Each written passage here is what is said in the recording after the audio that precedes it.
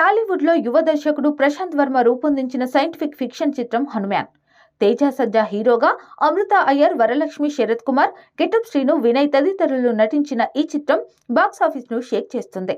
K Niranjan Reddy నిర్మించిన ఈ చిత్రం ట్రేడ్ వర్గాల అంచనాలను తలకిందులు చేస్తూ రికార్డు స్థాయి వసూళ్లను రాబడుతోంది.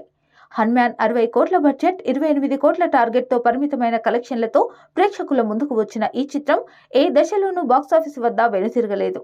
ప్రపంచవ్యాప్తంగా రిలీజ్ అయిన అన్ని సెంటర్లలోనూ ప్రతి వర్గాన్ని ఆకట్టుకుంటూ సంచలన కలెక్షన్లను రాబడుతుంది. 3వ వారంలో కూడా ఈ సినిమా అద్భుతమైన విజయంతో దూసుకెళ్తుంది. హనుమాన్ చిత్రం 2వ వారంలో ఇండియాలో 59 కోట్ల రూపాయల వసూలను బాక్సాఫీస్ వద్ద నమోదు చేసింది.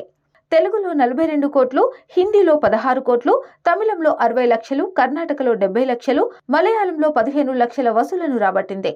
అన్ని భాషల్లోనూ ఈ సినిమా చాలా స్ట్రాంగ్ గా కనిపిస్తుంది. సంక్రాంతి పండుగ బరిలో భారీ పోటీని, అగ్ర హీరోల సినిమాలను తట్టుకొని తొలి వారంలో అన్ని భాషల్లో కూడా రికార్డు వసూలు సాధించింది. ఈ సినిమా తొలి వారం 100 కోట్లు సాధిస్తే అదే జోష్తో 2వ వారంలో 59 కోట్ల రూపాయలు వసూలు చేసింది. దాంతో ఈ సినిమా ఇండియాలోనే 159 కోట్ల వసూలను రాబట్టింది. హనుమాన్ చిత్రం 15వ రోజున ఇతర సినిమాలతో పోల్చుకుంటే రికార్డు కలెక్షన్లు నమోదు చేసింది. ఈ సినిమా ఆంధ్ర, నైజాంలో కలిపి 6.7 కోట్ల రూపాయలు, హిందీలో 1.6 కోట్ల రూపాయలు వసూలు చేసింది.